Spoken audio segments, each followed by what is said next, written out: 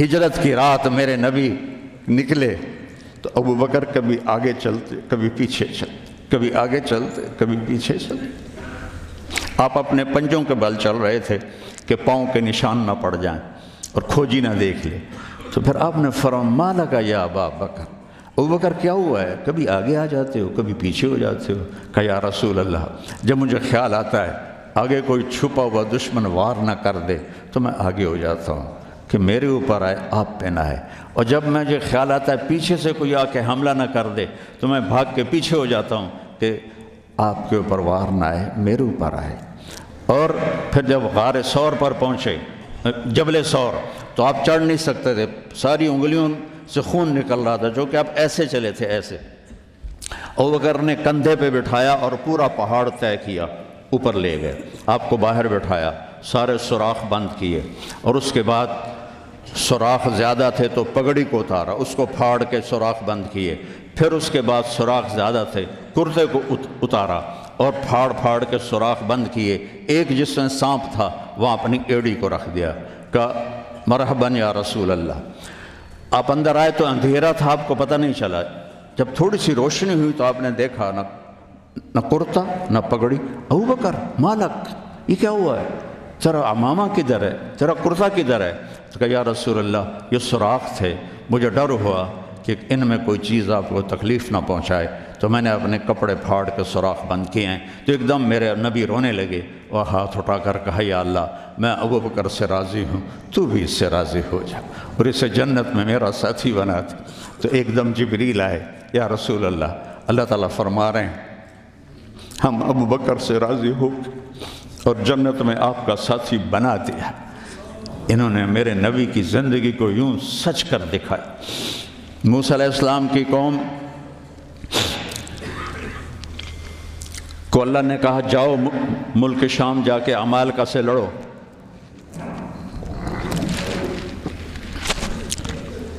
ان کا اذهب انت وربک فقاتلا، تو جا تیرا رب جائے، ہم نہیں لڑتے۔ اور بدر کے لیے جب آپ نے پوچھا بولو کیا کرنا ہے، تو مقداد ابن اسود نے کہا اذا لا نقول كما قالت بنو اسرائیل اذهب انت وربك فقاتلا بل نقاتل امامك وخلفك وعن يمينك وعن شمالك۔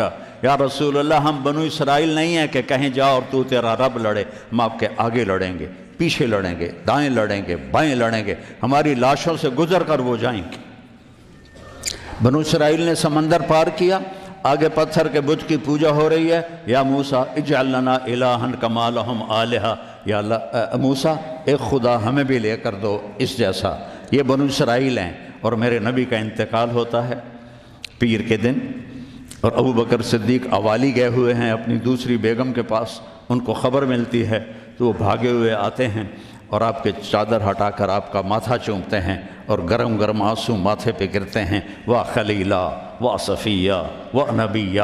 اور اس کے بعد آپ مسجد میں جاتے ہیں تو شور و فغاں ہے، اور عمر تلوار لے کے کھڑے ہیں، جو کہے گا اللہ کا رسول فوت ہو گیا میں اس کو قتل کر دوں گا، وہ اللہ کے پاس گئے ہیں، وہ واپس آئیں گے۔ تو ابو بکر ممبر پر آئے، کہا عمر اقعد اقعد، کھڑے ہوئے آدمی کو کہنا ہو بیٹھ جاؤ تو اقعد، اور لیٹے ہوئے آدمی کو کہنا ہو بیٹھ جاؤ تو اجلس۔ یہ حسن عربی ہے کہ ہر حیت کے لیے الگ لفظ ہے، کھڑے کے لیے اقعد، لیٹے ہوئے کے لیے اجلس۔ عمر اقعد، کہا نہیں بیٹھوں گا۔ تو پتہ چل گیا کہ جوش میں ہے، ممبر پر آئے، ایھا الناس من کان یعبد محمدا فإن محمدا قد مات، جو محمد کی پوجا کرتے تھے وہ سن لو کہ انہیں اللہ نے بلا لیا، ان کا انتقال ہو گیا۔ ومن کان یعبد اللہ فإن اللہ حی لا یموت، اور جو ایک اللہ کی پوجا کرنے والے ہیں ان کا رب زندہ ہے، موت سے پاک ہے۔ میرے نبی نے ایسے لوگ تیار کیے جنہوں نے میرے نبی کی زندگی کو سچ کر دکھایا اور جانوں کے نذرانے پیش کر کے آپ کی زندگی کو دنیا میں زندہ کیا۔ اس لیے واحد جماعت ہے صحابہ کی جن کی زندگی میں ان کو جنت کے وعدے کر دیے گئے، کلن وعد اللہ الحسنی، اس میں سابقین بھی اور لاحقین بھی سب کے لیے جنت کا اللہ تعالیٰ نے وعدہ فرما دیا ہے۔ ایک امت تیار کی، ایک امت تیار کی۔ سارے قرآن نہیں پڑھے ہوئے تھے، حضرت خالد بن ولید نے فجر کی نماز پڑھائی، تھوڑی سی آیات ایک جگہ سے پڑھی، تھوڑی سی ایک جگہ سے، تھوڑی سی ایک جگہ سے، اس طرح کر کے انہوں نے نماز مکمل کی، اور نماز کے بعد کہنے لگے لقد شغلنی الجہاد عن القرآن، بھائی معاف کرنا، جہاد کی وجہ سے میں تو قرآن بھی نہیں پڑھ سکا۔ لیکن بنے کیا وہ؟ بنے کیا؟ موتا کی جنگ ہے اور میرے نبی کے سامنے منظر کھل چکا ہے۔ آپ نے فرمایا تھا جب چلے تھے کہ پہلا امیر زید بن حارثہ ہوگا، یہ شہید ہو تو پھر جعفر بن نبی طالب ہوگا، یہ شہید ہوں تو پھر عبداللہ بن رواحہ ہوں گے، یہ شہید ہوں تو پھر جسے مرضی بنا لینا۔ ایک یہودی سن رہا تھا، کہنے لگا اے ترایتا گئے، یہ گئے، یہ نہیں زندہ آتے۔ تو اور وہاں 1,00,000 رومی اور 3,000 صحابہ۔ تو حضرت زید بن ثابت شہید ہوئے، اللہ کے نبی نے کہا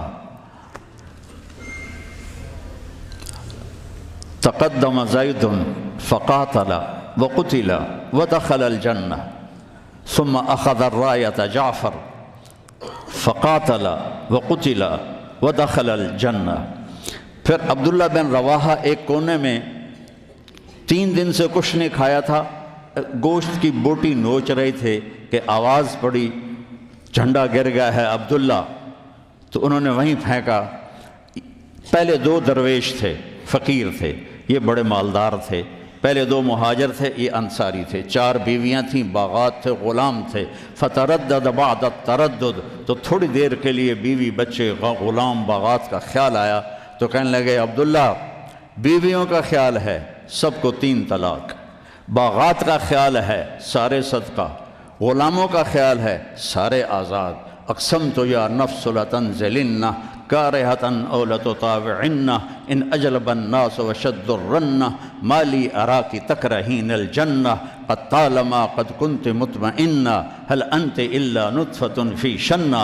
اے عبداللہ کافی زمانہ گزر گیا ہے زندگی گزارتے ہوئے، چل اپنے ساتھیوں کے ساتھ مل تو بھی، اور جھنڈا اٹھایا اور آگے بڑھے۔ اور آپ نے فرمایا اب عبداللہ نے جھنڈا اٹھایا اور آگے بڑھے اور قتل ہوئے، اور پھر آپ خاموش ہو گئے تھوڑی دیر کے لیے۔ انصار کہنے لگے کہ ہمارے اوپر قیامت ٹوٹ پڑی کہ کیوں رک گئے۔ دونوں کی دفعہ تو فوراً فرمایا، اب کیوں رک گئے؟ پھر آپ نے کہا وَدَخَلَ الْجَنَّةِ۔ تو انصار نے عرض کی یا رسول اللہ آپ رک کیوں گئے تھے؟ کہا وہ تھوڑا سا اس کے دل میں کھٹک آئی تھی، اس لیے جنت میں جانے میں تھوڑی دیر ہو گئی۔ اب جھنڈا گر گیا، ثابت ابن اکرم نے جھنڈا اٹھایا، کون لے گا یہ جھنڈا؟ انہوں نے کہا تو لے، تو بدری صحابی ہے۔ تو لے کہا نہیں میرے بس کا نہیں ہے۔ کسی نے آواز دی خالد کو دو۔ خالد کی پہلی جنگ تھی، صلح حدیبیہ کے بعد ایمان لائے، اور ان کی پہلی جنگ تھی۔ وہ فرمانے لگے بھائی میں تو ابھی مسلمان ہوا ہوں، کسی اور کو جھنڈا دو۔ کہا نہیں، سب نے کہا بس خالد۔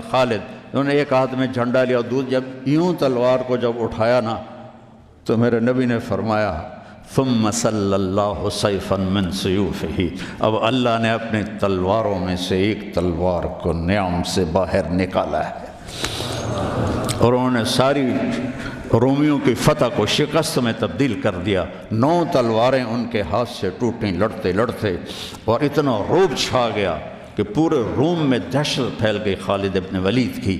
یہ لوگ میرے نبی نے تیار کیے تھے، ایک امت بنائی تھی، یہ میرے نبی کا عظیم ترین کارنامہ ہے۔